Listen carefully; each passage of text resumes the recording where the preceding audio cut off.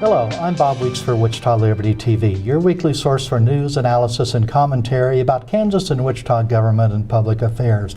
We're broadcast on Great Plains Television Sunday mornings at 8:30, repeated again at 4:30, also on Saturdays too, and I'll send you to wichitaliberty.org. That's my website to learn about those additional times. Also on wichitaliberty.org, you'll find show notes for this episode, all the old episodes of Wichita Liberty TV, and all the other content that I and others produce on nearly a daily basis. So that's wichitaliberty.org. Today we got Karl Peterjohn here, our regular co-host, and then also our guest Ty Masterson, who's a member of the Kansas Senate, a Republican from Andover. He served in the Kansas House of Representatives from 2005 to 2008, and then in the Kansas Senate from 2009 to the president. So Senator Masterson, welcome to Wichita Liberty TV. Thank you for having me on. I don't mean to put you too much on the spot, but if you have a favorite candidate for Kansas governor, tell us about that, or if you don't, what should Kansas Republicans and Kansas in general be looking for as we think about choosing another governor? Well, from my perspective, you should be looking for a Republican. Okay. So, although there's some nice people on the Democratic side, I mean, the ideological shift would not be good for Kansas. Mm-hmm. So on the Republican side, I've not formally stepped into any race. There's things I like about each, things that I don't. Probably Chris Kobach's probably the closest aligned with me ideologically. Mm-hmm. Although Collier is pretty close. The only thing I've really disagreed with Collier on is this education piece here in the end. Mm-hmm. Ken Seltzer, I just don't really know. Mm-hmm. But he seems to have done a good job as the insurance commissioner. I'd actually kind of like to see him stay in that particular seat. I see. And then we, of course, have your former colleague, Senator or Dr. Jim Barnett. He's already been on this show, and we are having all the other three Republican candidates on this show, too, and maybe even the Democrats, too. And there are some Democrats with substance. I mean, Senator Laura Kelly has been in the legislature for quite a while. Jim Ward over on the House of Representatives has been in leadership positions and has had a lot of different positions, school board, city council, and so forth. And then Carl Brewer, the mayor of Wichita, and Josh Zavadi, who was the agriculture secretary. So Democrats have kind of a tough choice too, I think. So they do. I actually served with Josh in the House, Josh Zavadi, and of course Laura Kelly was my ranking member when I chaired the Ways and Means Committee. So gotten to know them fairly well. I don't think any of them actually represent the broader swath of Kansas. I mean, they represent their districts well, right, but not Kansas as a whole. Yeah. Well, we didn't think Carl Brewer did such a good job representing Wichita. But you know, you've seen the chart, haven't you, Senator Masterson, that shows since about 1962 or so, every time we switch governors because of an election, they switched parties. So I have seen that. I don't know if that's of much predictive value for this year, but it could possibly happen. So anyway, where are we in the legislative schedule now? We've just wrapped up regular session, if you will. We do have something unique this year in the sense that usually we have an adjournment resolution that just lets us go past 90 days and it's indefinite, and we end up in some prolonged wrap-up session. We actually inserted some language this year, so sine die, which is the official ending of the legislature, will be on May 4th. So there's about 8 days of the legislature left. Okay, so we started in January. We've gone for, I think, 90 days, you said. There's about 3 weeks of, I don't want to say vacation, but a break there. Some of that's so the Department of Revenue and the Legislative Consensus Revenue Estimating Board can give you some information you need to finish budgeting and so forth. But the school finance bill, I think, is probably the biggest action of this year. Do you think so? Oh, absolutely. It's certainly the biggest impact because it dedicates hundreds of millions of dollars. And that just finished up on this week. What was the result of that, the new bill? Really, the House passed a bill, the Senate passed a bill that was very different, actually spent quite a bit less, but the House then just took the Senate's bill, stuffed their position back in it, and sent it back to the Senate to concur, and that is in effect what passed. So really what passed was the House's bill. Okay, even though it had, I think, a Senate bill label on it. Senator, the attorneys for the school districts that are suing the state saying this is totally inadequate and the court's got to take action. Do you think the court's likely to follow the school district attorney's advice? I think that's very likely. I think if history is any teacher, they'll hold on to the case. Then what's the legislature going to do? Wash, rinse, and repeat.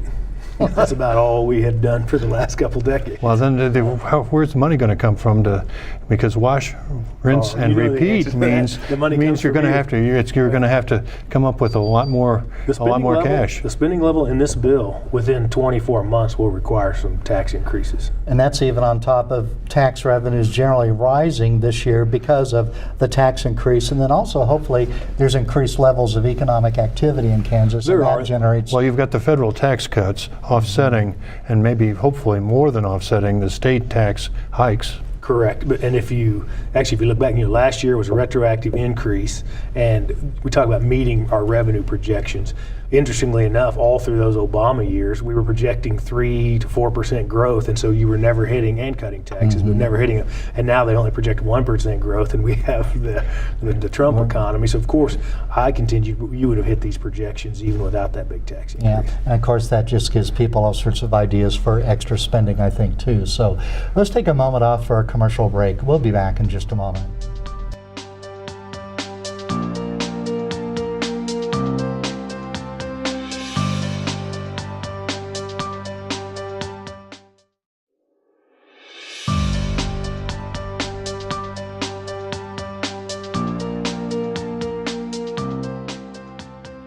Welcome back to Wichita Liberty TV. I'm Bob Weeks. We've got co-host Karl Peterjohn and Kansas Senator Ty Masterson, a Republican from Andover. So, Senator Masterson, I did happen to watch some of the debate in the Kansas Senate Saturday evening it was, and now it's live on YouTube, so you can even put it up on your TV and just watch there. And I was struck by Senator Wagle, Susan Wagle, the Senate President, wanted to, or at least brought up the idea that could we get an agreement with the plaintiffs of the school finance lawsuit that the extra spending in this bill will satisfy them, and I don't think that met with much approval amongst the senators. But as we've seen already, the plaintiffs, the lawyers that are suing, has already said what was passed is not still enough. Well, yeah, I mean, ideally, we would have a constitutional amendment on the ballot to let the people decide. I thought, actually, the Attorney General had a great visual aid. He had on one sheet of paper the 15 words in the Constitution that are being used by the Supreme Court. Then he had a stack, which was the Montoy decision, which was about a half-inch thick. And then you had Gannon 1, which was about 3, and Gannon 2, which was about, he said, this is the trend of trying to define what these 15 words say. So I mean, it's the only thing that solves the problem in the end is the people straightening out what they meant in that language. And the call for the constitutional amendment, I mean, it went nowhere this year, did it? I mean, there was a lot of push for it. There didn't ever appear to be enough votes. The makeup of the current legislature is certainly not bent for that. There are a lot of people that basically like having that leverage, whether it's correctly applied or not. And so just and that's true of both houses, not just the Senate. Correct. And to have a constitutional amendment in Kansas, 2/3 of both chambers have to vote in favor, and then a majority of the people of the state of Kansas. Correct. And I don't know if don't know if that would pass with the majority of the state of Kansas or not. I don't know. Do you think it would? And that's a great question, but I think it needs to be put in front of them. I mean, that two misconceptions even some under the dome have is that once the House and Senate passed it, you've amended the Constitution. No, it has to go to the vote of the people. And the danger there is that it becomes a propaganda war, and it's not about straightening out the separation of power, but about forcing more and more money to education. And I don't know that it would pass, but quite frankly, even if it didn't, I don't know that the court could be any more emboldened than they are right now. But when you say education, we're talking strictly K-12, because what's happening from looking at the budget trends is higher ed's getting a smaller percentage of the state general fund budget, while K-12 is basically sucking in from all the other areas that the state operates in, from the numbers I've seen. That's correct. I actually, higher education have taken some real cuts in the last few years because every other portion of the budget has had to take a second seat to K-12. So you have anything from mental health and corrections, you name it, everything is taking a back seat. Yeah. Public safety. Corrections are part of public safety, no doubt. So this bill was passed late Saturday night, actually Sunday morning, I guess, briefly after midnight. And then Monday, the headlines in the newspaper is that there's a large mistake, an $80 million mistake. So apparently there was a they're saying drafting error, but I had a good friend that always told me, business friend, that said if you want it bad, you get it bad.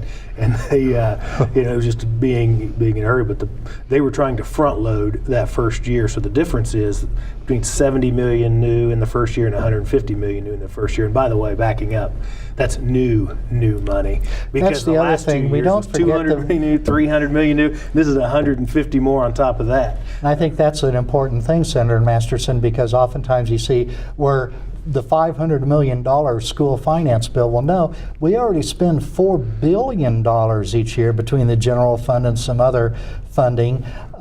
We already spend that much each year, and you don't ever see anybody saying, hey, thank you for that, but we want more. We still want more. Do you see people saying, thank you, Karl? I haven't seen a lot of people saying thank you at the state legislature, even though the old joke about if you're going to die, the best place to die in Kansas is at the State House, because more things have been brought back to life there than any other place in our great state.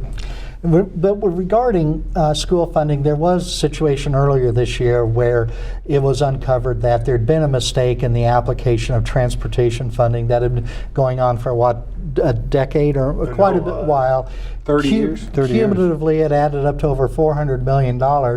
You and some other senators, or I'm sorry, not you, but there has been a move to have an inspector general that would be housed within the Kansas Treasurer's office that would have, I guess, wide-ranging freedom and authority to examine the spending of school districts. But there was a lot of pushback to that, wasn't there? That actually was me. I was co-sponsor on that legislation with Senator Pilcher Cook out of Johnson County, and it was based on that. I mean, nobody is auditing exactly what that is, and you have to have all the information to know, because the formula is comparative to other districts. So you have to have the full picture to know that this was a problem.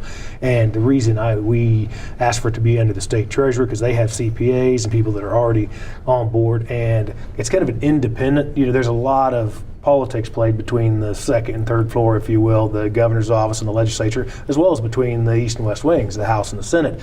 And that was to try to move that and have it be more of an audit function, almost like a financial audit, just checking to see, is the distribution of funds, since it is more than half of the state's budget, being distributed the way the law says it should be distributed? And I think that's pretty important. We do, of course, have legislative post-audit, but they work for the legislature, right? And oddly enough, they're the ones that found the error when they finally did an audit. But they can only do what the legislature authorizes. And then we have Kansas Legislative Research, good group of people there, but again, they serve the legislature. The state treasurer serves the people of Kansas. He's not right. He doesn't work for the governor. He doesn't work for the legislature. He works for the people of Kansas. And I think that's where these types of auditors or inspector generals, which some states have, would be best there. So, Karl, hold on with your question for a minute. We're going to take another commercial break.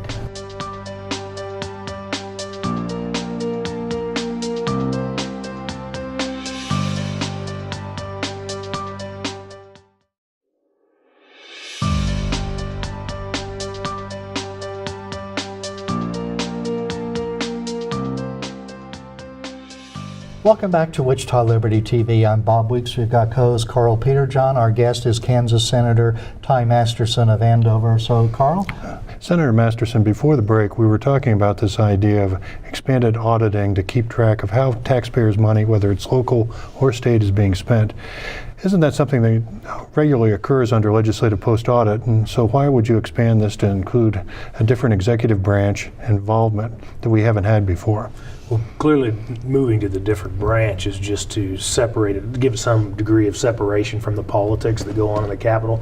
But it's a very different kind of audit than what we do with post-audit. Post-audit comes in generally and just does specific school districts. This is the formula as a whole, the total distribution. So that all 280 districts would be available as opposed to a handful. Well, it's really the distribution amongst the districts. So that's how they found this transportation problem, is when they were looking very specifically at that portion of the formula when they found it.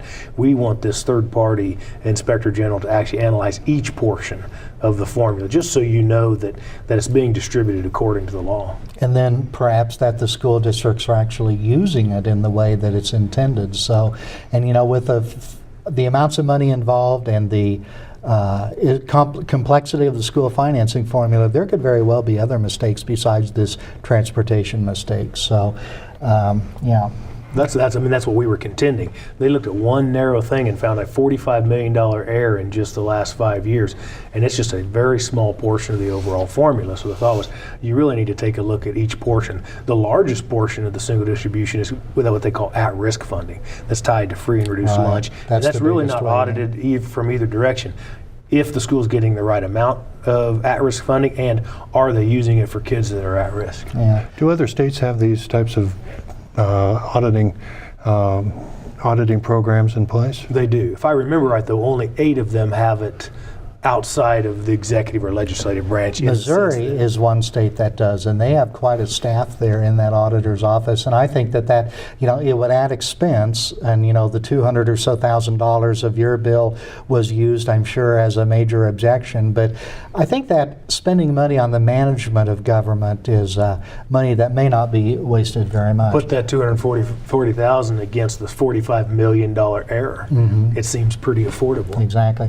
And we're not alleging that money was necessarily wasted, because it was used to pay for school buses, but it was spending outside of what the legislature thought it was. Actually, they're not required to spend it on school buses at all. It's just an appropriation that they're able to use however they... So in effect, we just had out-of-control spending in a sense that we hoped to work out that was not authorized by law.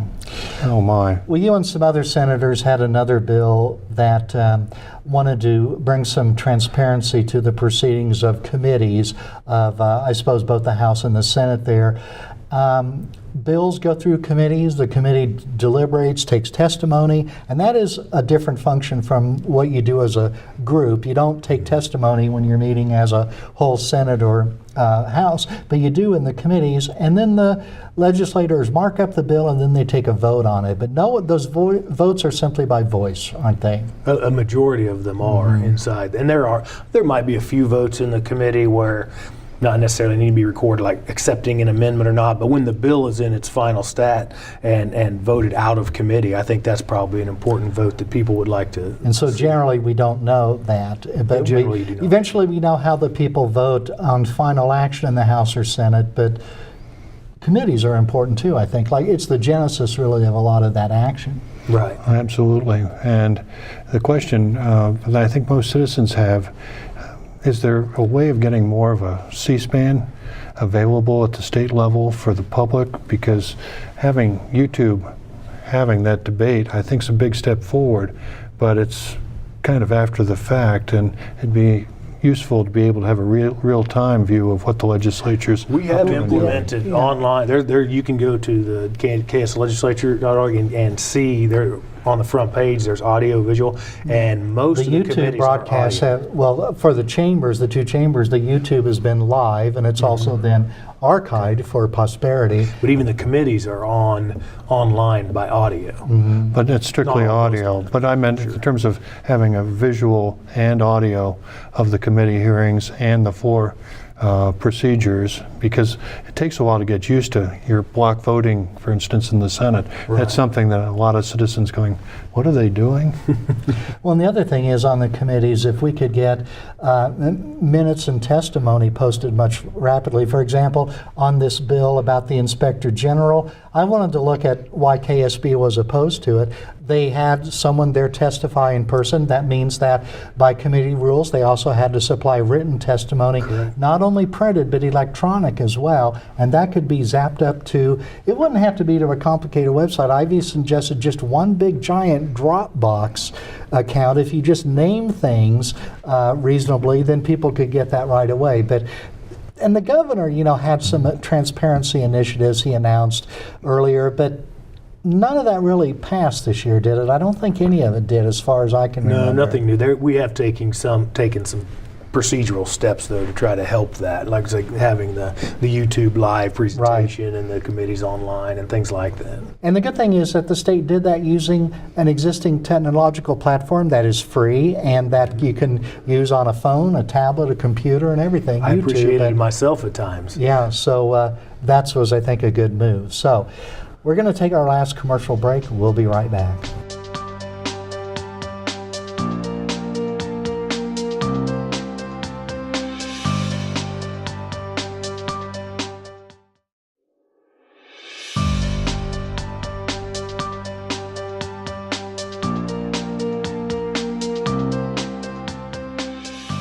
Well, welcome back again to this last segment of Wichita Liberty TV this week. I'm Bob Weeks. We've got Karl Peter John and Kansas Senator Ty Masterson as our guest this week.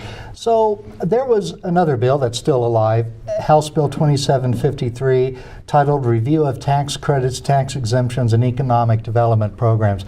At the state level, we have, well, for example, PEAK, which allows companies to retain the taxes that their employees pay, their Kansas taxes, really. And in the case of a big company like Spirit, the recent expansion in here, it could be $20 to $25 million over a period of years. Yet, no one really keeps track of those amounts of money, much less looks and say, did we really get our money's worth in this investment? So there was a bill to force these agencies to do this. It passed the House of Representatives 123 to nothing. Wow. And it's now sent over to the Senate Committee on Assessment and Taxation. Now, you're not on that committee, but would there still be time for the Senate to handle and pass this bill potentially this year? Certainly. There's still, I mean, in those remaining 8 days of the legislature, there's really anything that can still pass. And since that's already passed one chamber, matter of fact, since it's passed one chamber, it could be stuffed into what they call a conference committee report and passed without debate on the Senate side. And since the House evidently didn't have much controversy about it, that seems like maybe it could happen. Well, I think that would be a good bill. There's also something that kind of looked like it passed, but it didn't, but that was Senate Concurrent Resolution 1611 to authorize Kansas to be part of a convention of states. It passed 22 to 16 in the Senate, but that's not really passage because being a constitutional amendment, it took 2/3 or 27 votes. You were in favor of that, but it didn't pass. It didn't. I actually carried the motion on the floor for it and argued for it.